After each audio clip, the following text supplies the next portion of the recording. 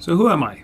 I'm someone who's been obsessed with value and maximizing meaning like forever. Okay, professionally means I want to maximize time and value, and I am compelled to fix things. If there were a job title, I'd say the bigs fixer. I think, I like to fix. It's important to fix the bigs.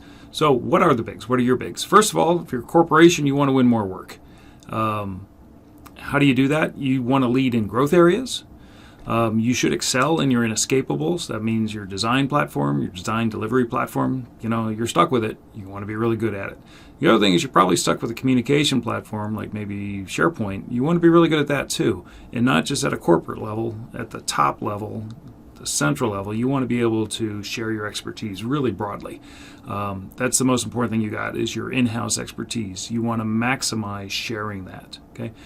What's your other big? You're learning systems, not your learning events, you're learning systems. You got a pull system, you got a push system. These are the ways to be really good at what you do and win more work.